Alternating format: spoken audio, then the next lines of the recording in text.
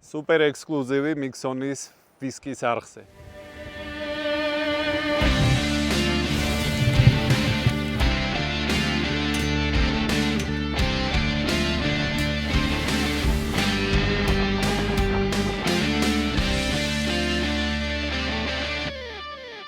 ჩვენ ახლა ვიმყოფებით Edrington ჯგუფის სათაო ოფისთან, რომელიც ასევე მფლობელია ყველაზე სახელოვანი და ესე რომ ვთქვათ, გაჰაიპებული ბრენდი სახელად Macallan.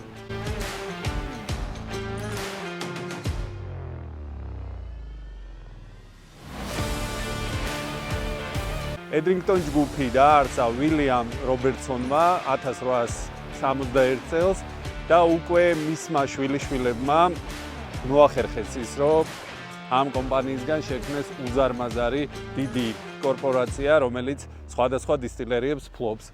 ვილიამ რობერტსონი იყო გლაზგოელი ინვესტორი და ვისკი ენტერპრენერი, რომელმაც თავის დროზე მოახერხა და მცირე წილი შეიძინა Highland Distillers Company-ს, რომელსაც Highland Park-ი ეკუთვნოდა, დისტილერია და Glenrothes-ი. შემდეგ უკვე მოახერხა და Macallan-ის დისტილერია შეიძინა და კომპანიას მიეცა ახალი სიცოცხლე და შეძლეს უკვე სხვა ეტაპზე გადაყვანა. Macallan-ის ბრენდთან ერთად დიდი წარმატება მოუტანეს Edrington ჯგუფის მესვეურებმა, ასევე Highland Park-ს, რომელიც ერთ-ერთი ცნობილი და ესე რომ ვთქვათ, საყვარელი ბრენდი გახდა მომხმარებლისთვის. ჩვენ გადავინაცვლებთ ახლა უკვე უშუალოდ შენობაში და ეს შენობა ხელმარჯვნივარი უკვე, რომელიც აშენდა 2018 წელს. ეს არის უკვე Macallan-ის ახალი დისტილერია, რომელიც Edrington ჯგუფს დაუჯდა დაახლოებით 140 მილიონი ფუნტი, უპრეცედენტო ინვესტიცია ვისკის ინდუსტრიაში.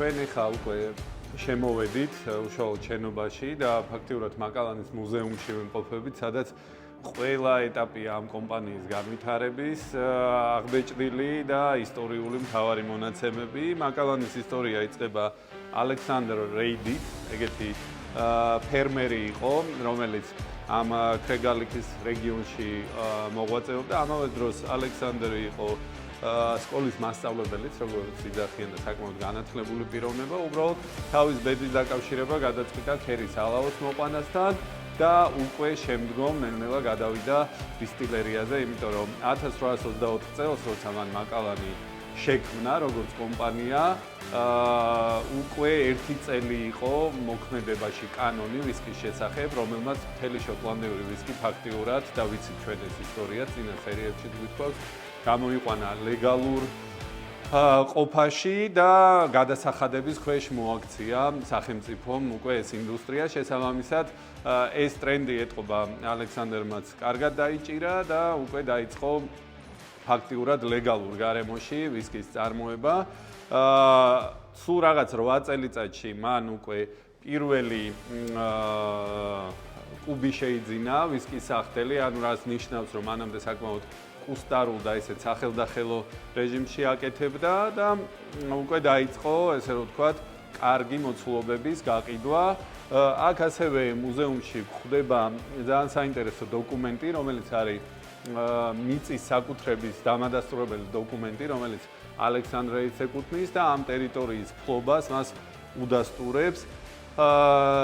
შემდეგ უკვე სხვა თაობები, რომელებმაც Macallan-ი იყიდეს წინამფლობელებისგან, სხვადასხვა ადამიანის ხელში გადადიოდა და ყველა ცდილობდა, რომ ეს ბრენდი უკეთესი გაეხადა და საკმაოდ საინტერესო, მაგრამ ყველაზე მნიშვნელოვანი ეტაპი არის ის, რომ Macallan-მა კარგად გაუძლო ეგრეთ წოდებულ prohibitions, ანუ ამერიკის შეერთებულ შტატებში ალკოჰოლის გაყიდვის აკრძალვას, ასევე პირველ მსოფლიო ომს და უკვე მაგ პერიოდში, როცა შეატყვეს, რომ საკმაოდ შენელ და გაყიდვები 30-იან წლებში პირველი დაძველებული ვისკით შესთავაზა ბაზარს, რომელიც 12 წელს დააყოვნა კასრებში და უკვე მაგ მომენტიდან იწყება მაკალანის როგორც პრემიალური და საკმაოდ დაძველებული ვისკების პოზიციონირება ბაზარზე.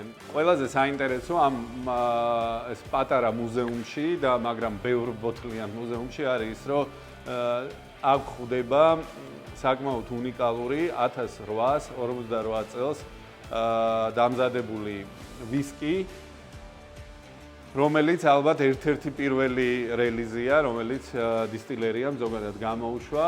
ასევე გვხვდება 6 ლიტრიანი საკმაოდ საინტერესო და საკოლექციო რელიზები. მოკლედ ნამდვილი ისტორია განსახიერებული ბოთლებში და რავი, ვისაც ეს ბრენდი აინტერესებს, ზოგადად და ვისკის ისტორია აინტერესებს, ალბათ მაკალანის გარეშე ძალიან რთულია ამ ყველაფრის ნახვა და რაც ერთი ესეთი საინტერესო ფაქტია, 2021 წელს გაიყიდა მაკალანის 1926 წლის გამოშვების მაკალანის ბოთლი დაახლოებით 2.1 მილიონ ფუნტად, რაც მეთანხმებით, რომ საკმაოდ დიდი ციფრია და ბრენდის, ესე რომ ვთქვათ, პოპულარობაზე მეტყველებს.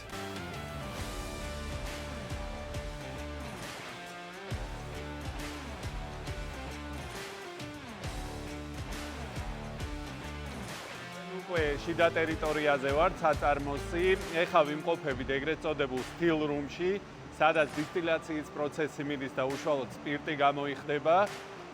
მაკალანის მასშტაბებზე ისიც მეტყველებს, რომ დამონტაჟებული აქვს 24 ვოშ-სტილი, რომელშიც პირველადი დისტილაცია ხდება და 12 სპირიტ სტილი, რომელშიც უკვე ეს low wine-ები, ეგრეთ წოდებული პირველ გამოხდილი, უკვე მეორე დისტილაციას გადის. როგორც ხედავთ, უზარმაზარი მასშტაბია და ყველაფერი ფაქტიურად ავტომატიზირებულია. ცალკე გამოსაყოფია ჭერი ამ შენობის და ამ ოთახის. ეს სკანდინავიური ხისგან არის მოპირკეთებული სულ, რომელიც საკმაოდ გამძლეა, იმიტომ რომ როგორც ხვდებით, აქ საკმაოდ ცხელა. შეგახსენებთ, რომ მაკალანი ყოველწლიურად უკვე 16 მილიონ ლიტრ სუფთა სპირტს აწარმოებს, რაც მას მეორე დისტილერიას ქმნის შოტლანდიის მასშტაბით, ვინაიდან პირველ ადგილზე გლენფიდიხია დაახლოებით 21 მილიონით, მაკალანი ჯერჯერობით მეორე ადგილზეა უკვე 16 მილიონი litrით. ჩვენ ვაგრძელებთ ტურს და უკვე სხვა სექციებში გადავინაცვლებთ და სხვა წარმოების ეტაპებს გავეცნობით კიდე დეტალურად.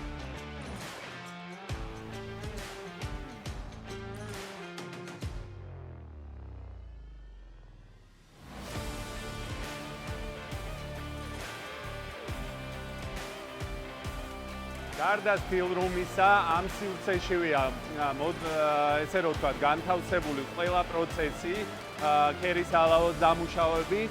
იქ მდებარეობს წისქვილი, რომლიდანაც უკვე დაღერღილი და დაფქული მასა გადადის საცავში და საცავებიდან უკვე გვაქვს პირველი ეტაპი, ეგრეთ წოდებული მაშტუმის სახით, სადაც მოხარშვა ხდება ალაოსი და უკვე ფერმენტაციის დიდი ავზები, რომელშიც ასევე თავარი პროცესი, ანუ პირველი ალკოჰოლის წარმოქმნა ხდება.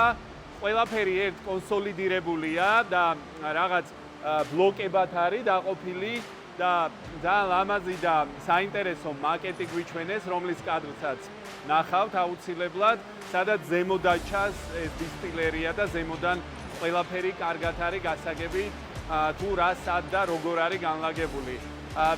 წინა ჯერზე ვახსენე, რომ 24 ვოშ-სტილია, რაც არასწორი ინფორმაცია, 12 ვოშ-სტილია და 24 სპირიტ სტილი, ანუ თითო ვოშ-სტილის ზომა დაახლოებით 13,000 ლიტრი, ხოლო სპირიტ სტილების მეორადი გამოხდის არის 3,900 ლიტრი, რაც ალბათ გასაგებია, ხო, იმიტომ რომ მეტი მასა გადადის და შესაბამისად ერთ ვოშ-სტილს ემსახურება 2 სპირიტ სტილი.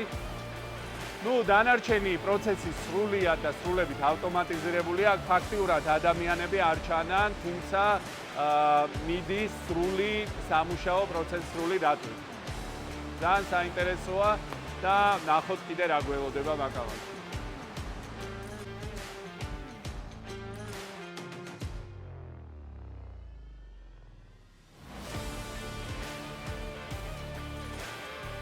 ჩვენ ახლა ვიმყოფებით საოცარ სივრცეში, ნამდვილ მუზეუმში კასრების, სადაც 150 ოქსედია, ანუ 250 ლიტრიანი კასრი განთავსებული კედელზე და 150 არის შევსებული 2018 წელს.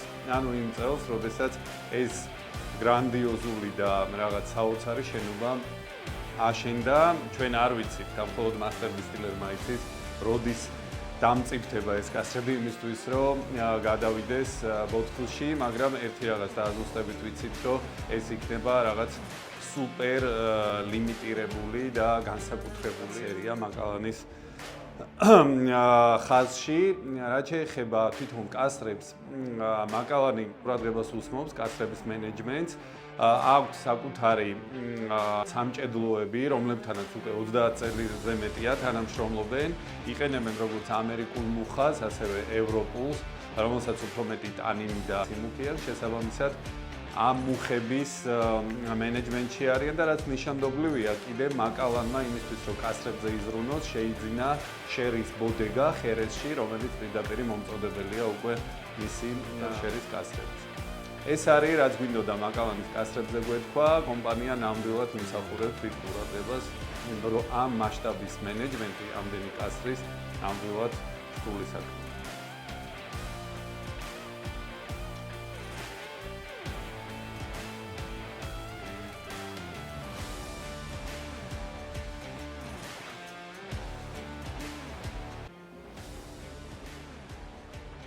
მოკლედ დასრულდა ჩვენი ტური მაკალანში ამ მშვენიერ მუხის ხის იმიტაციასთან, რომელიც უკვე მაკალანის ბუტიკში დგას. ტურის ბოლოს მაკალანის გუნდი გვიმასპინძლდება ესეთ მშვენიერი გადაწყვეტილებით, რომელშიც Harmony Collection-ის ვისკი ასხია და ზემოდან რაღაც კოს თავი აქვს. ეს კომპანია ნამდვილად იმსახურებს ყურადღებას და თუ კი შოტლანდიაში ვიზიტს აპირებთ და დისტილერიების მონახულებას, ალბათ აუცილებლად სანახავი ერთი უბრალო მიზეზის გამო, რომ ეს არის მაგალითი თუ როგორ ხდება ინდუსტრიალიზაციის და საწარმოო პროცესის მომხმარებლისთვის ტრანსლირება და ისეთი ფორმის მიცემა, რომელიც უკვე ხელოვნებასთან კავშირშია უფრო მეტად, ვიდრე ესე რომ ვთქვათ, მძიმე მრეწველობასთან ან რაღაც დისტილაციის პროცესთან. ეს ნამდვილად ხელოვნების ნიმუში დისტილერია, რომელიც კიდევ უფრო მეტად გაგვიღობებს ამ სასმელის მიმართ ინტერესს. სხვა თემაა უკვე გემოები და სხვა თემაა ესათვის რელიზი ან სერია, რომელსაც ეს კომპანია უშვებს, რომელსაც ჩვენ არ შევეხებით, იმიტომ რომ ძალიან ბევრი აზრი არსებობს, როგორც დადებითი, ასევე უარყოფითი, ყველას თავის მოსაზრება აქვს, მაგრამ ერთი რამ უდავოა, რომ ამ კომპანიამ მოახერხა და ვისკის წარმოების ხელოვნება და ნამდვილად ხელოვნება ეს აიყვანა სულ სხვა სიმაღლეზე და სულ სხვა, ესე რომ ვთქვათ, მასშტაბზე, იმიტომ რომ ამ მოცულობის ვისკის წარმოება ესე ტრანსპარენტულად, ესეთ კარგ და რაღაც ესთეტიურად დახვეწილ გარემოში ალბათ ნამდვილად დიდი საქმეა. სლანჯება, გაგიმარჯოთ და შემდეგ სერიებს უკვე საქართველოდანაც შემოგთავაზებთ.